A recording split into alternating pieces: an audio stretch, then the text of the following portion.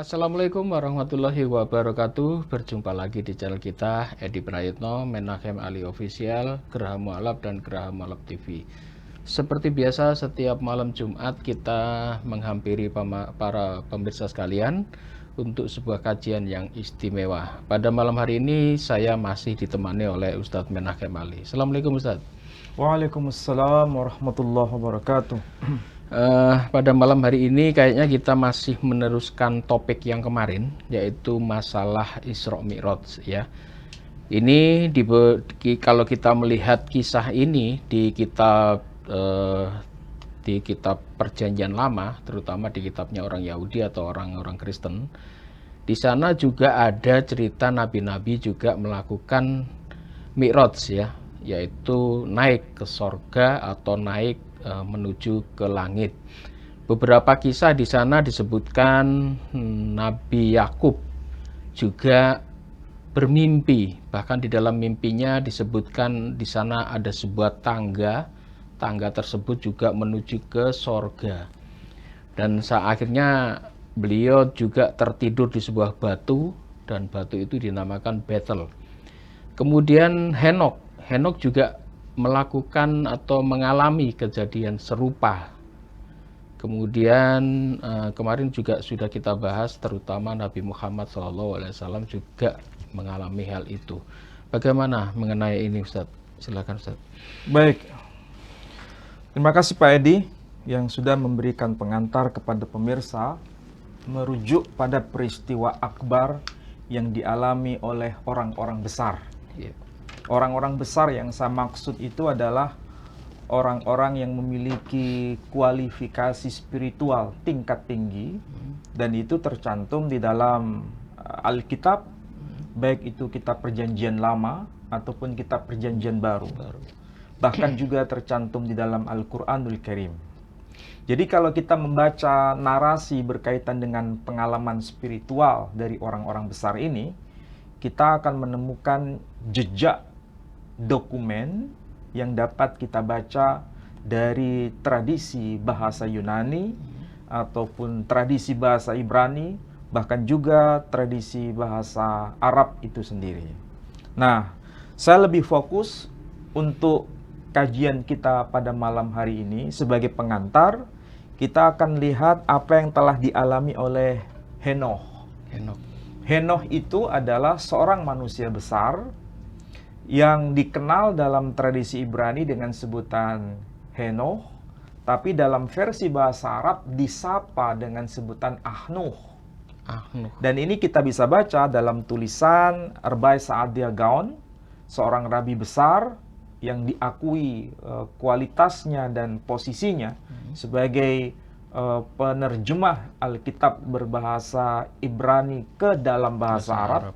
Dan memang dalam versi bahasa Arab disebut dengan nama Ahnuh, yang dalam bahasa Ibraninya disapa dengan sebutan Henokh.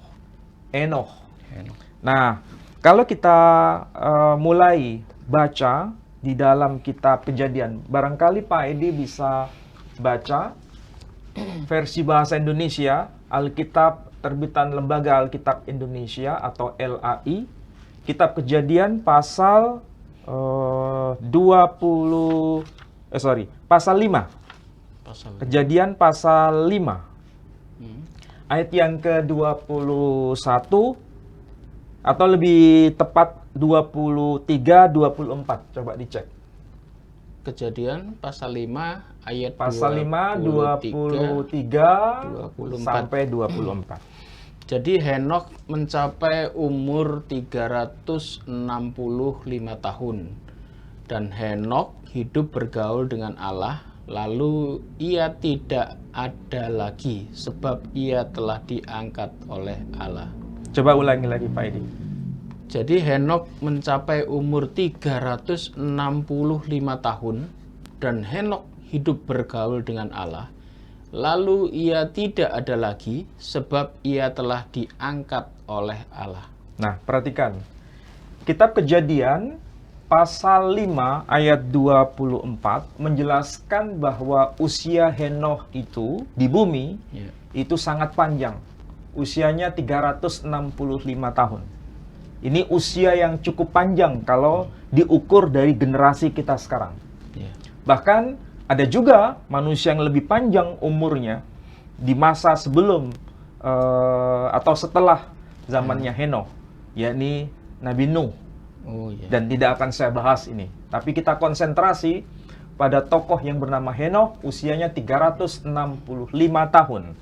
Nah, kalau kita cermati di ayat yang ke-24, di situ ada penyebutan bagaimana akhir perjalanan kehidupan dari Henoh. Ternyata dia tidak mengalami kematian. Iya, diangkat langsung. Dia kemudian diangkat oleh Tuhan. Dan kalau kita lihat terjemahan bahasa Indonesia, ayat 24, dan Henoh hidup bergaul dengan Allah, lalu ia tidak ada lagi, sebab ia telah diangkat oleh Allah. Itu kalau kita cermati bahasa Indonesia.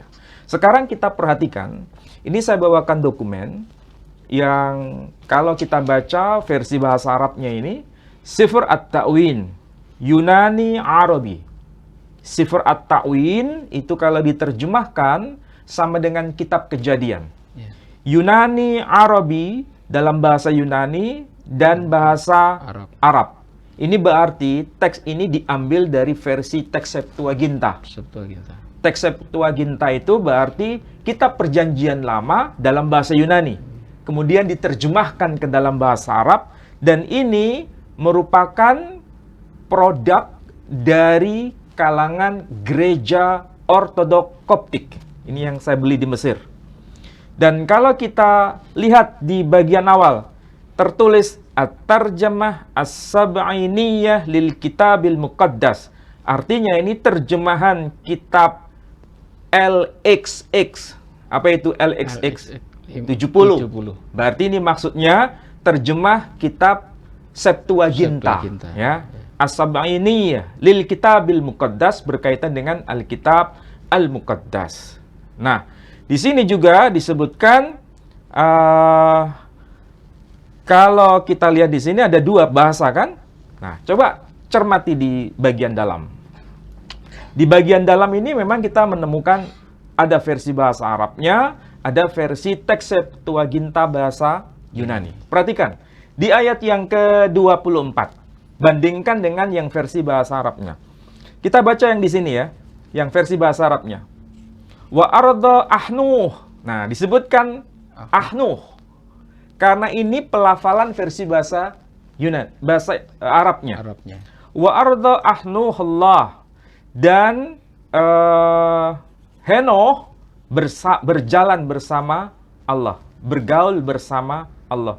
Walam yujad, kemudian dia tidak ada. Kenapa dia tidak ada? Li'annallah naqalahu.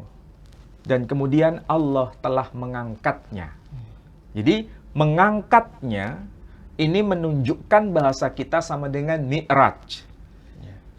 Allah telah memi'rajkan tokoh yang bernama Ahnuh atau Henoh. Kita lihat yang versi bahasa Yunani ini, disebutkan versi Septuaginta, ke erestesin enoh tothio ke ox urisketo oti meteteken oton hoteos. Di sini ada penjelasan meteteken oton hoteos. Maksudnya apa itu? Meteteke. Meteteke itu artinya diangkat.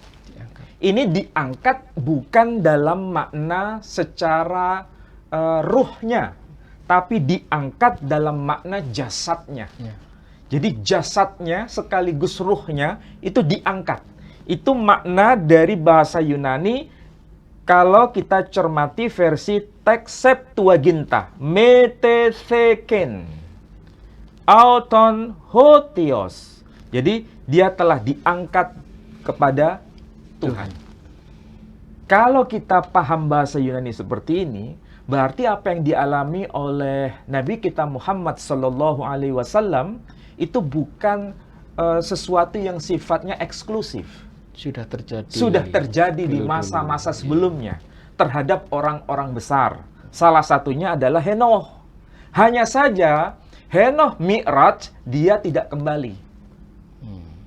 ada satu tokoh juga dalam tradisi Hindu yang kemarin saya juga sempat singgung, yakni Yudhistira. Juga Mi'raj, dia tidak kembali tanpa melalui proses kematian. Elia juga. Elia itu juga diangkat, Mi'raj juga. Tapi dia akan kembali nanti sebelum kiamat tiba, menurut keyakinan tradisi Yahudi. Yesus juga. Yesus juga begitu. Dalam konteks tradisi Nasrani, dia juga Mi'raj. Diangkat. Dan dia belum kembali. Nanti akan kembali sebelum kiamat tiba. Sedangkan Nabi kita Muhammad SAW, dia Mi'raj dan kemudian dia sudah kembali. Jadi peristiwa spiritual seperti ini, itu bukan hanya eksklusif dalam konteks tradisi Islam, tapi juga merujuk pada orang-orang besar yang lain. Dan itu juga dikonfirmasi di dalam Al-Quran, juga dikonfirmasi di dalam Alkitab. Kalau kita baca Al-Quran sendiri, Elia atau Ilyas itu juga diangkat dalam makna secara fisik. Begitu juga dalam tradisi Yahudi. Ini saya bicara dalam konteks bahasa ori ya, bahasa yang asli, original. Karena kalau kita belajar dari sisi dogma, mungkin ada perbedaan penafsiran. Tapi kalau dikaji dari istilah-istilah yang dipakai sebagai kata-kata kunci atau keywords-nya, maka kita tidak punya penafsiran lain, tidak punya makna lain. Bahwa istilah metetheke atau metetheken oton hoteos itu bermakna secara fisik. Nah, kalau kita tahu kitab Kejadian seperti ini kan berkaitan dengan tokoh yang bernama Henokh. Dan ternyata kisah ini juga dibenarkan di dalam kitab Perjanjian Baru. Pak Edi bisa cek dalam kitab Perjanjian Baru, kitab yang paling akhir ya, sebelum kitab Wahyu, yakni surat Yudas. Silakan cek Pak Edi, surat Yudas. Satu pasal saja ini, pasal 1. Kalau surat Yudas itu hanya satu pasal. Nah, tolong dicek pasal 1 ayat yang ke-14. Yudas pasal 1 ayat 14. Yudas pasal 1 ayat yang Sebab ke-14. ternyata ada orang tertentu yang telah masuk menyelusup di tengah-tengah kamu, yaitu orang-orang yang telah lama ditentukan untuk dihukum. Mereka adalah orang-orang yang fasik, yang menyalahgunakan kasih karunia Allah kita untuk melampiaskan hawa nafsu mereka. Itu ayat 4 Pak Edi. Ayat 14. Oh, salah ya. Maaf. Surat Yudas pasal 1 ayat yang ke-14. Juga tentang mereka, Henokh, keturunan ketujuh dari Adam, telah bernubuat, katanya, sesungguhnya Tuhan datang dengan beribu-ribu orang kudusnya. Ayat 15. Hendak menghakimi semua orang dan menjatuhkan hukuman atas orang-orang fasik, karena semua perbuatan fasik yang mereka lakukan dan karena semua kata-kata nista yang diucapkan orang-orang berdosa yang fasik itu terhadap Tuhan. Oke. Jadi kalau kita baca kitab Kejadian, kitab Sefer Bereshit, di pasal kelima ayat 24, Henokh itu diangkat, mengalami Mi'raj. Dan itu berarti dianggap benar dalam tradisi Yahudi ataupun dalam tradisi Kristen. Baik itu yang Protestan, yang Katolik, bahkan juga yang Ortodoks. Nah, sementara kalau kita lihat dan kita cek dalam kitab Perjanjian Baru, khususnya surat Yudas pasal 1 ayat 14, itu meneguhkan bahwa kitab Henokh berkaitan dengan kisah Henokh itu memang dianggap sebagai teks yang benar. Dan kebenaran dari kitab Henokh itu juga diaminkan oleh penulis surat Yudas ini. Dan itu, perhatikan, kalau kita lihat ketika membahas ayat yang ke-14 berkaitan dengan tokoh Henokh, di sini kalau dibaca ayat 14 hingga ayat 15, kutipan menurut ingatan saja. Ini diambil dari buku Apokrif Henokh pasal 1 ayat 9. Kalau Pak Edi masih ingat apa yang pernah kita bahas, ada istilah apokrif, berarti kitab Henoh ini kitab apokrif. Apa itu kitab apokrif? Tidak dalam kanon. Tidak masuk kategori kanon. Tidak dianggap kanon. Tapi masalahnya, meskipun ini dianggap sebagai kitab apokrif, kitab yang tidak kanon, tetapi justru termaktub di dalam kitab Perjanjian Baru. Ini sekaligus membantah orang yang terlalu terburu nafsu untuk menghakimi bahwa di dalam Al-Quran juga ada banyak kitab-kitab apokrif. Ya kan?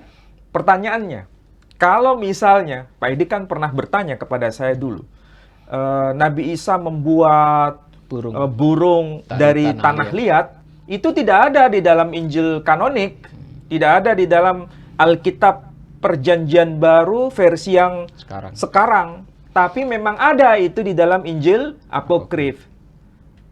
Injil apokrif apa itu? Injil Thomas. Memang tercantum mengenai kisah Nabi Isa membuat burung dari tanah liat.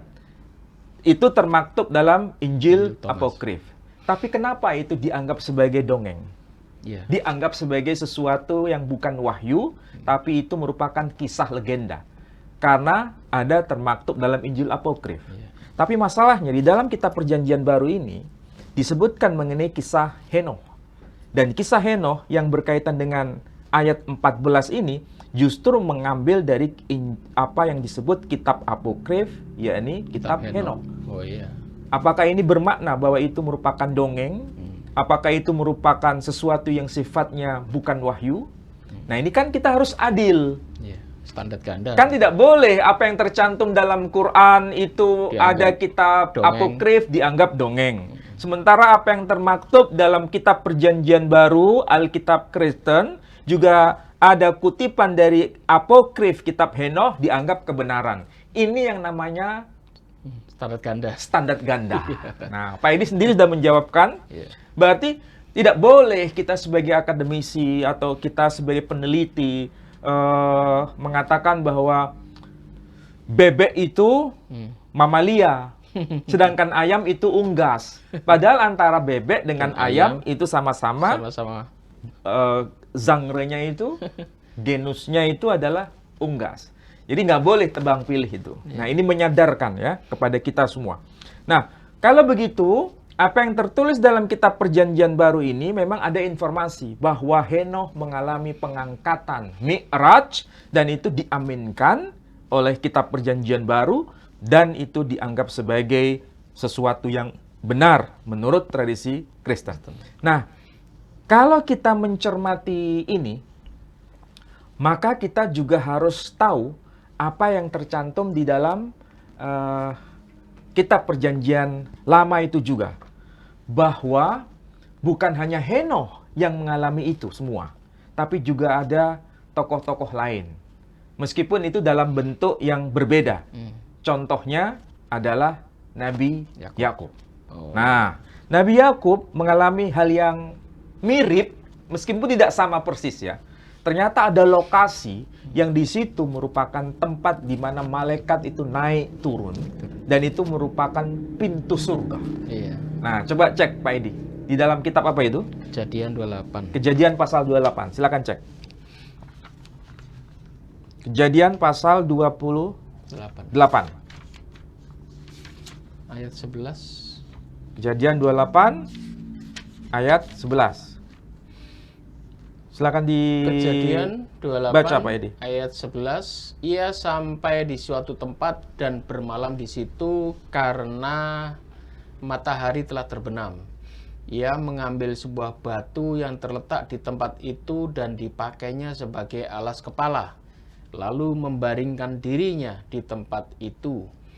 Maka bermimpilah ia di bumi ada didirikan sebuah tangga yang ujungnya sampai di langit.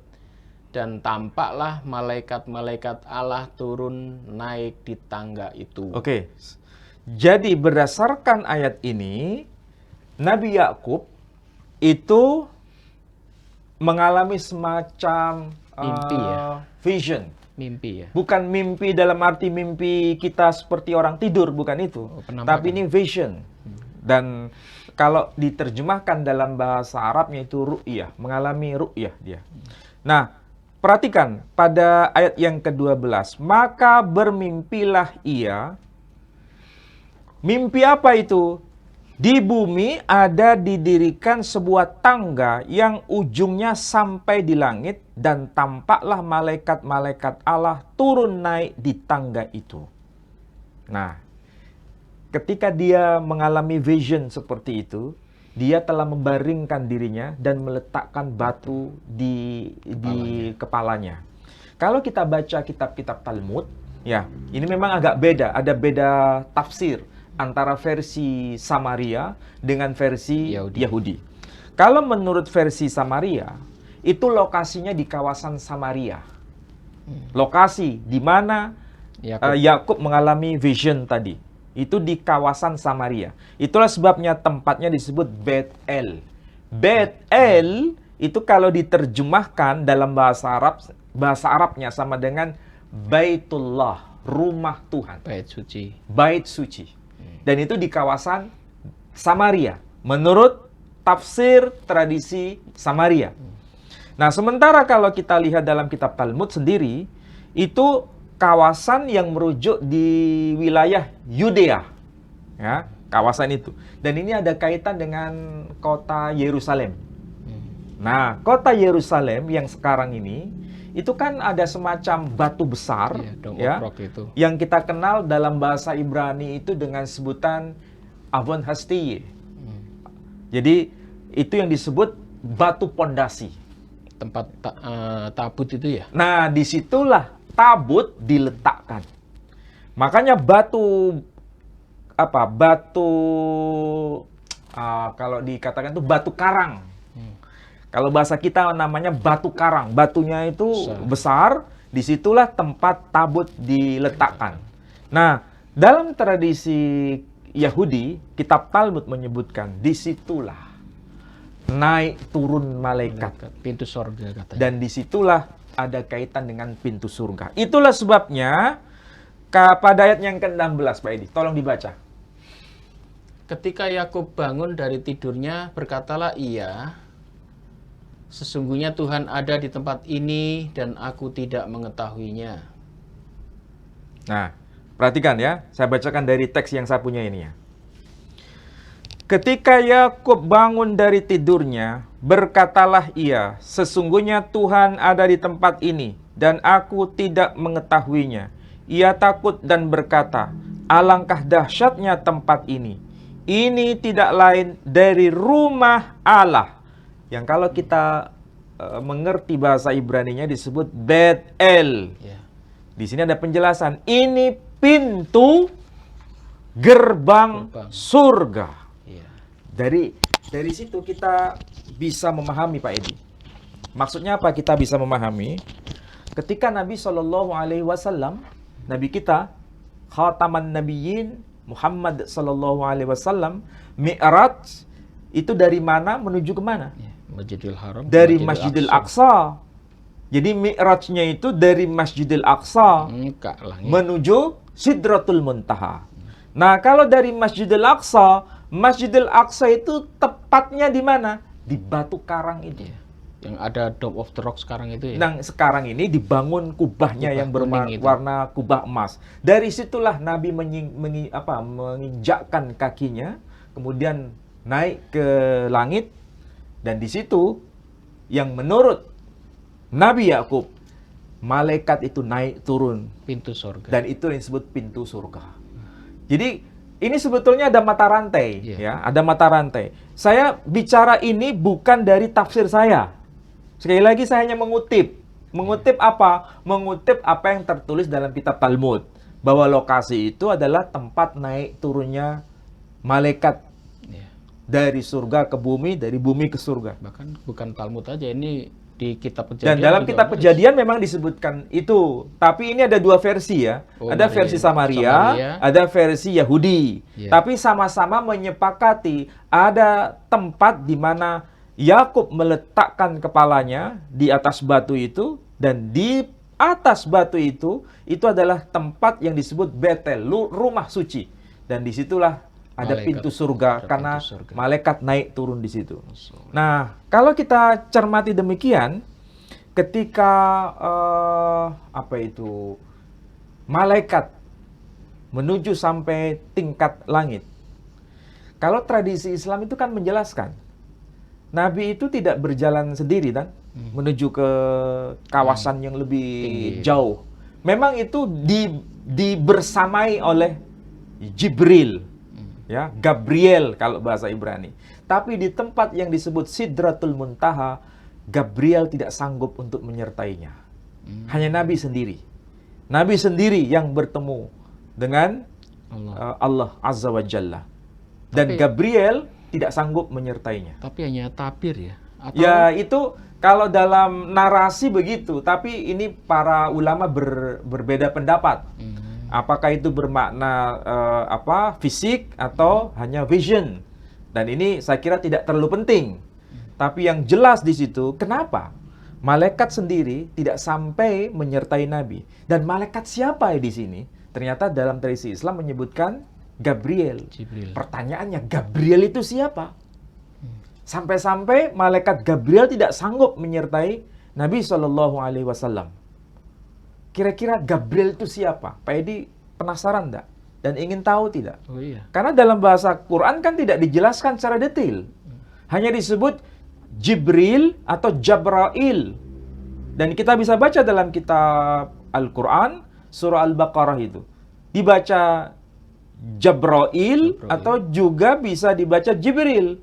Tapi kalau kita lacak, ternyata nama ini, malaikat spesial ini, malaikat penghulu para malaikat ini, ternyata sudah dicatat pada dokumen abad ke-3 sebelum Masehi. Dokumen apa? Kitab Henoh. Oh, Nah, ada sesuatu yang aneh. Kitab Henokh juga menulis. Jadi, kesimpulannya, kenapa mengenai Gabriel ini diceritakan di dalam kitab Henoh? Dan Henoh sendiri juga mengalami Mi'raj. Apakah ini ada kaitan dengan malaikat istimewa ini? Tentu saja pasti iya. Peristiwa Mi'raj termaktub di dalam kitab Henoh. Malaikat istimewa juga tercantum dalam kitab Henoh. Nabi besar yang bernama Henoh juga tercantum berkaitan dengan peristiwa Mi'rajnya. Dan ada kaitan dengan Nabi SAW. Nah, kalau kita baca di dalam kitab Henoh, nah, kitab ini kitab Henoh. Kitab Henoh ini dari penyebutan nama aja jelas di sini. Henoh, ya kan? Henoh. Kalau kalau bahasa Arabnya Ahnuh. Ini pasal yang kedua. Pasal yang kedua ya. Bahasa Ibrani ya. Oh, sorry. Bukan pasal yang kedua. Pasal yang ke-20 maksudnya. Di ayat yang pertama dan seterusnya ini ada penyebutan beberapa malaikat utama. Salah satunya adalah Gabriel. Di sini ada penyebutan demikian di ayat yang pertama di sini. We'elle shemot hamal akhim hakedushim hashomerim. Saya ulangi lagi.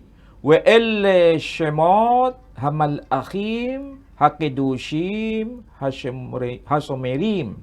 We'elle dan inilah shemot nama-nama hamal akhim para malaikat hakedushim yang kudus hashomerim yang dia berperan sebagai para penjaga. Nah, menarik kan? Siapakah mereka itu? Pertama disebut Uriel, nomor 1. Kedua disebut Rafael. Ketiga disebut Reuel. Ya. Kemudian ada lagi malaikat yang disebut Mikhael. Nah, kalau disebut Mikhael di Quran juga ada. Mikail. Ya, selain ada Mikhail, di sini ada juga disebut ada malaikat Gabriel. Ini Gabriel. Gabriel itu siapa? Disebutkan di sini. Gabriel ehad hamal akhim Artinya, Gabriel itu salah satu di antara para malaikat Hakedoshim yang kudus, Asher, Al-Gan, Eden. Dia adalah malaikat yang kudus, yang dia itu tugasnya berkuasa di surga Eden. We'al hataninim, we'al hakerubim. Dan dia berkuasa atas para tanim dan berkuasa atas para kerubim. Nah, kalau berkuasa di surga Eden, ini bukan sekedar menjaga, tapi dia menguasai, yang yang bertindak sebagai pembesar di surga Eden itu. Dan dia juga berkuasa untuk menaklukkan para taninim. Taninim itu kalau bahasa terjemahannya artinya ular. Oh, ular. Tapi ular di sini tidak bermakna ular secara fisik, tapi ular dalam makna itu para setan. Oh. Nah, berkuasa dia. Berkuasa. Dan kita tahu dalam tradisi Yahudi sebetulnya ini kan hamba-hamba Tuhan yang saleh pada awalnya. Tapi kemudian dia mengalami derajat yang terbawah Lucifer karena itu melakukan sesuatu yang nista di hadapan Tuhan. Lucifer. Yang orang-orang Kristen menyebutnya Lucifer. Oh, iya. Nah, selain itu dia berkuasa atas para kerubim. Kerubim. Kalau bahasa Arabnya itu al-muqarrabin. Malaikat. Para malaikat yang Para dekat malaikat di sisi Tuhan. Nah, kalau begitu, ini ada sesuatu misteri sebetulnya. Yang berkuasa atas surga dan berkuasa atas para malaikat dan berkuasa atas para setan, kejahatan dan kebaikan, ternyata dia tidak sanggup menyertai Nabi Muhammad SAW. Berarti ini kan peristiwa yang sangat akbar. Nah, itulah sebabnya kalau kita bicara seperti ini adalah merupakan bukti bahwa Gabriel ini adalah makhluk yang sangat misterius, tetapi sekaligus makhluk yang sangat dipercaya karena dia berkomunikasi dengan Nabi SAW meskipun pada detik-detik terakhir untuk berjumpa dengan Allah dia tidak boleh menyertainya. Ini kan sangat spesial tuh. Nah, dari sini kita bisa ambil pelajaran. Yang pertama, kalau kita bicara Mi'raj, itu bukan hanya sekedar merujuk pada tokoh Nabi terakhir, tapi juga tokoh-tokoh besar yang lain, diantaranya Henoh. Dan itu termaktub di dalam kitab Henoh. Dan malaikat yang berkuasa, Gabriel, tercantum dalam kitab Henoh. Bahkan Yesus sendiri ketika dia Mi'raj, siapa yang mendampingnya?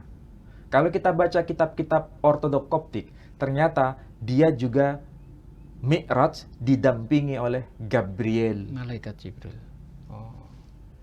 Tidak ada penjelasan dalam kitab Perjanjian Baru. Tidak ada. Tapi di dalam kitab Gereja Ortodok Koptik, malaikat Gabriel membersamainya. Pakai kitab apa? Kitab tafsir tradisi Gereja Ortodok Koptik yang disebut Sifr At-Ta'win. Dan berkaitan dengan orang-orang besar juga ketika mengalami kematian, ada kaitannya juga, bukan hanya Gabriel tapi Mikhail. Bukankah si tokoh yang bernama Musa alaihissalam ketika dia mati, meninggal, wafat, yang dijadikan rebutan antara iblis dengan siapa? Mikhail. Tercatat di mana itu? Dalam kitab Yudas. Iya kan? Coba cek itu, kitab Yudas. Tapi ini tidak ada kaitan dengan Mi'rajnya ya. Tapi tokoh besar ini dikaitkan dengan peristiwa yang telah dialami itu. Kitab Yudas. Kalau nggak salah ayat yang ke-9. Tolong cek. Yudas pasal 1 ayat yang ke-9. Yudas pasal 1 ayat 9. Ini susah ini mouse-nya ini. Ayat yang ke-9.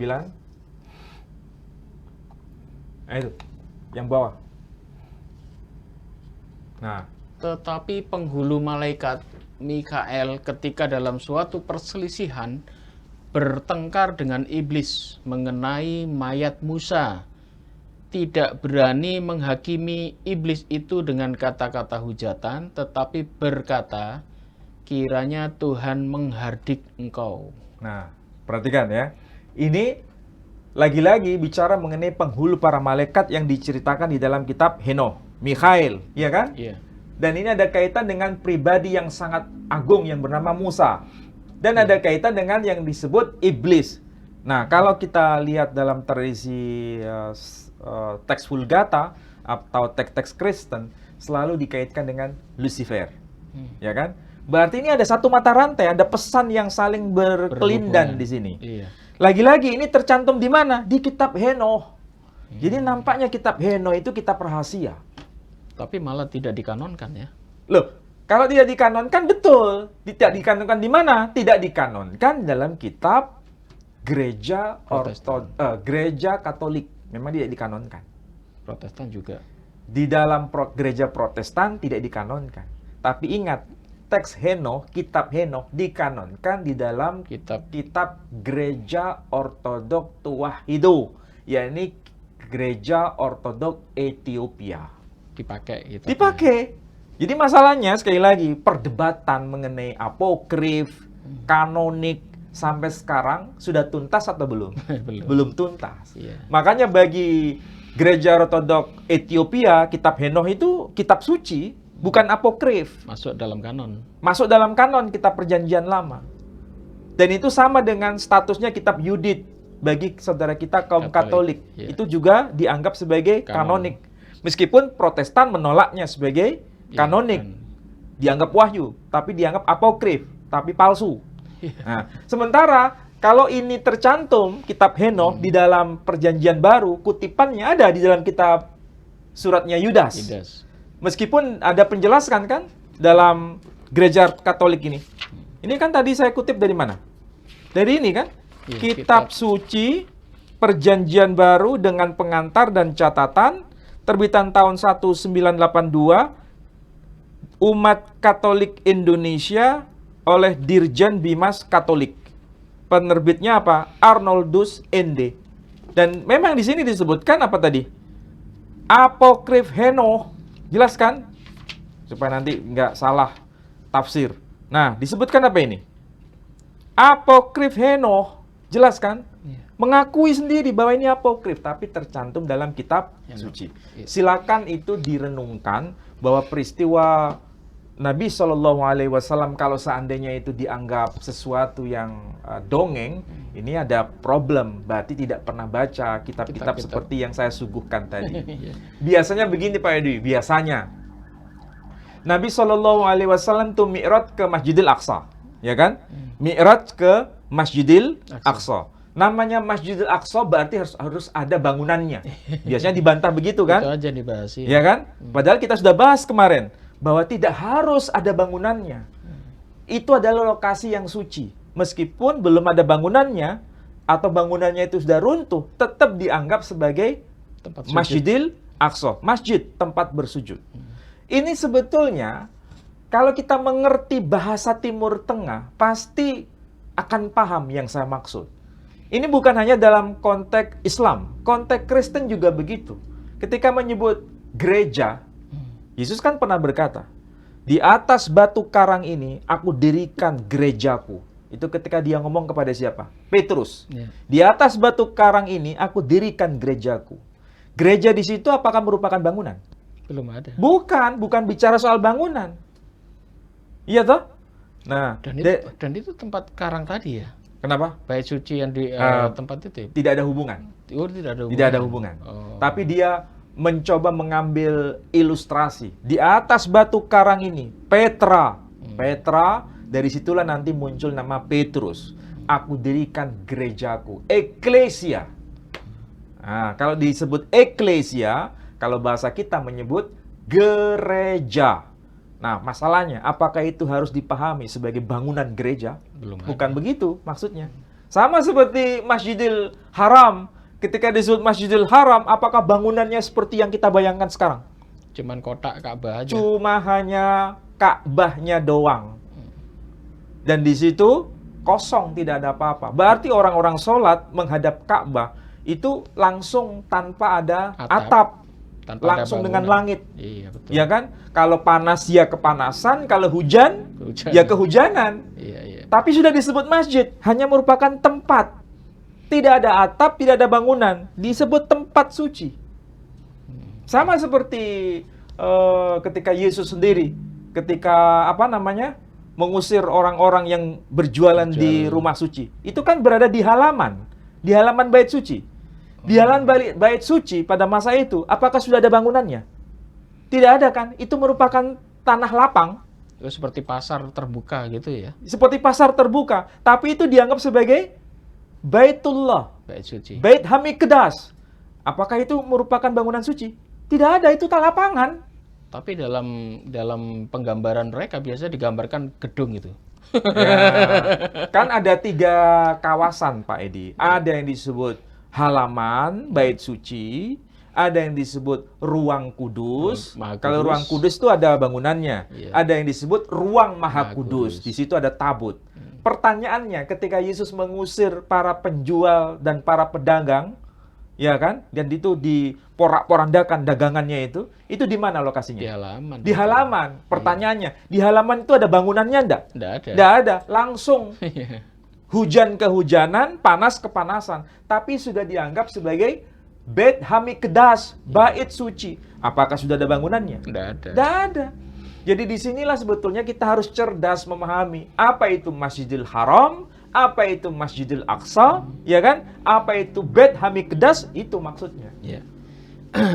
Kalau menurut beberapa penafsiran itu Henokh itu apa benar disebut kalau dalam tradisi Islam itu Nabi Idris ya? Ya, ini pertanyaan bagus. Jadi, kalau di dalam tradisi Islam, dia dikenal dengan 2 nama. Pertama, Ahnuh, dan itu tercantum di dalam kitab-kitab hadis. Ya. Yang kedua, dia disebut dengan sebutan Idris. Tapi Idris itu bukan nama. Idris itu adalah gelar. Oh. Dari istilah Idris itu, sebetulnya dari kata Idris itu muncul kata midras. Oh, gitu. Dalam bahasa Ibrani. Dalam bahasa Arab muncul kata mudarris. Mudarris itu apa? Pengajar. Oh, guru ya. Dari kata mudarris muncul kata madrasah. Nah, madrasah itu berarti tempatnya, Tempatnya tempat mengajar. untuk belajar. Iya, iya. Sementara mudarris yang mengajar, Gurunya. gurunya, yang mengajar pengetahuan. Jadi intinya, tokoh yang bernama Ahnuh atau Henokh itu adalah orang yang dipilih Tuhan untuk mengajarkan pengetahuan di masa awal. Bahkan keturunan ke-6 dari Nabi Adam. Keturunan ke-7 dari Ke-7 ya Adam. tadi ya? Ya, tadi sudah disebutkan dalam kitab Perjanjian Lama dan juga disebutkan dalam kitab Perjanjian Baru. Dia keturunan ke-7 dari Nabi Adam. Adam. Kata apa ya? Henokh dan kata Idris dalam bahasa Arab ini mengandung pesan tersembunyi. Karena ini ada kaitan dengan pengetahuan. Yang dalam tradisi Yunani dia dikenal dengan sebutan Hermes. Hermes. Hermes. Dari kata Hermes ini nanti muncul kata hermeneutik, Hermeneutika. penafsiran. Oh. Nah, dari sini pengetahuan itu. Iya. Jadi sebetulnya ada kesamaan.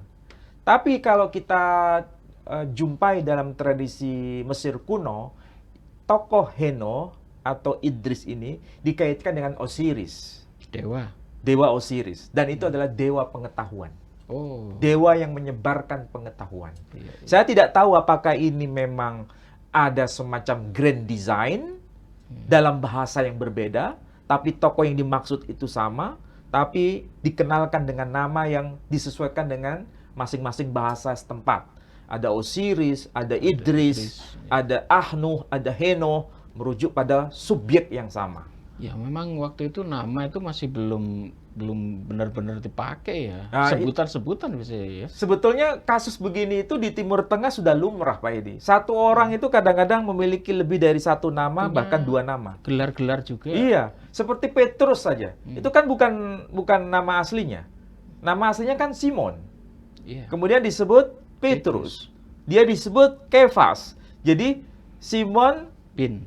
Kefas, Atau dan Kefas ya. Petrus. Iya, iya. 1 orang, bukan 3 orang. Iya, gelar-gelar ya. Nabi Muhammad juga punya Nabi banyak Muhammad gelar-gelar. juga punya gelar-gelar. Iya, iya, iya. Termasuk Henoh ini. Ada Henoh, ada Ahnuh, ada Idris. Idris, ada Osiris. Gelar-gelarnya pengetahuan ya, dewa pengetahuan juga. Dan dalam tradisi Yahudi disebut Hermes. Iya. Bahkan dalam kitab Perjanjian Baru yang tidak dianggap kanon ya, Gembala Hermes. Hermes itu ada kaitan dengan pengetahuan. Dewa pengetahuan. Ya. Iya, iya. Dari situlah kita bisa mengetahui bahwa ada semacam mata rantai. Dan memang dalam tradisi Yunani kuno maupun tradisi Mesir kuno, tokoh Hermes atau Osiris, termasuk juga siapa? Henoh atau Idris itu, dia telah diangkat ke langit. Berarti Bapak cendekiawan pertama ya? Bapak pengetahuan. Ya, Bapak pengetahuan. Di samping Nabi Sulaiman ya, yang Ya, terkenal pengetahuan. the father of knowledge. Bapak yang menyebarkan Ilmu pengetahuan. pengetahuan pertama. Dan dia yang merintis matematik pertama. Itu kalau kita baca Introduction to Mathematics atau Introduction to Algebra, itu tokoh yang bernama Idris. Henoh ini atau Idris ini muncul di situ. Oh. Bapak matematik pertama. Masya Allah, iya, iya. Orang cendekiawan pertama itu. Iya. Betul. Dan itu ada kaitan dengan yang diangkat. Sekali lagi, dia adalah urutan generasi ketujuh dari Nabi Adam. Dia diangkat sampai langit ketujuh dan dia urutan generasi yang ketujuh. Oh, iya. Kenapa? Ada angka 7 di situ. Iya. Itu kalau kita baca gematria tradisi Yahudi itu dijelaskan secara detail dalam kitab Zohar. Cuma nggak saya jelaskan di sini. Panjang nanti ya. Kalau disebut dia generasi urutan ketujuh, dia naik sampai langit ketujuh. Bahkan namanya itu mengandung rahasia. Ada kaitan dengan angka 7. Masa, Itu kalau kita baca Zohar nanti semakin lama. Ya. Ternyata memang ilmu pengetahuan bener ya. Iya, memang dia bapak pengetahuan. Iya, sampai namanya, gelarnya juga tertata rapi seperti itu, Mas. Padahal itu ada di abad berapa itu? Abad-abad awal Iya. sebelum Masehi. Jauh itu. Zaman Nabi Ibrahim aja belum ada itu. Baik, saudara-saudaraku sekalian, demikian ya kajian malam hari ini memang sedikit serius, tapi alhamdulillah ini kita bisa menjawab bahwasanya sering Nabi Muhammad ini dituduh ya oleh orang-orang sebelah bahwasanya kalau kita bercerita soal Isra Mi'rajnya Nabi Muhammad, mereka selalu mencibir kita bahwasanya itu hanya seperti mimpi, kemudian hanya dongeng. Padahal kalau kita melihat di kitab-kitab mereka, kisah-kisah semacam ini itu sudah ada terhadap Nabi Henokh. Kemudian juga terjadi di Nabi Yakub, ya, terjadi juga di Nabi Elia, bahkan terjadi juga di Yesus Kristus yang diangkat ke sorga. Jadi yang diangkat ke sorga itu sebetulnya bukan hanya Yesus saja ya, ada Henokh yang diangkat ke sorga, ada Elia. Jadi kalau Yesus diklaim bahwasanya beliau satu-satunya orang yang diangkat ke sorga, itu harus membaca kitabnya lagi. Ya. Baik, saudaraku sekalian, dukung kami ya. Kita punya program nih di beberapa bulan yang akan datang. Doakan, dukung kita juga. Kita akan mengadakan seminar sekaligus bedah buku Ustadz Ali yang terakhir ya, yang terbaru. Ini launching bukunya Ustadz Ali. Sekaligus kita juga akan mengadakan dialog Islam dan Kristen, yang insya Allah pembicaranya nanti kita akan undang yaitu Yonatan Nandar atau lawannya dengan saudara Bang Rudi Yohanes. Nanti kita undang beliau ke Surabaya untuk meramaikan launchingnya buku Ustadz Menahem Ali. Jadi tunggu tanggal mainnya ya. Untuk itu kami membutuhkan dukungan dari Bapak Ibu sekalian agar program ini bisa kami laksanakan. Kami butuh dana untuk melaksanakan ini dan dukung kami bisa Anda scan barcode di sebelah saya ini. Dan next ini akan kami umumkan. Dan jadi nanti kalau Bapak Ibu sekalian berkenan mau menghadiri acara seminar ini sekaligus dialog Islam dan Kristen, silakan Anda datang ke Surabaya. Insya Allah undangan atau pamfletnya sebentar lagi akan kami sebarkan. Dan untuk Bapak Ibu sekalian yang sudah mendukung kami ucapkan banyak terima kasih. semoga amal baik Bapak Ibu sekalian dibalas oleh Allah Subhanahu wa taala. Mungkin ada closing Ustaz, silakan. Baik, terima kasih Pak Edi. Ada dua hal yang ingin saya sampaikan, bahwa banyak tokoh yang telah mengalami mi'raj sebelum mi'rajnya Nabi kita Muhammad SAW. Di antaranya adalah Henokh, sebagaimana yang termaktub di dalam kitab teks Septuaginta versi bahasa Yunani dan juga versi bahasa Koptik. Dan itu sudah saya suguhkan datanya tadi dari kitab Sifr Ta'win Yunani Arabi, dan ini telah diimprimatur oleh Paus Gereja Ortodok Koptik yang bernama, di sini tertulis Qidasah Al-Baba Tuwadroth Athani, ya kan? Cek di sini. Tokohnya sama seperti yang kemarin saya tunjukkan, ya. Namanya adalah Qidasah Al-Baba Tuwadroth Athani. Dan ini adalah tokoh yang sangat dihormati dalam tradisi Gereja Ortodok Koptik. Yang kedua, Nabi kita Muhammad SAW ketika Mi'raj itu dari Masjidil Aqsa menuju Sidratul Muntaha.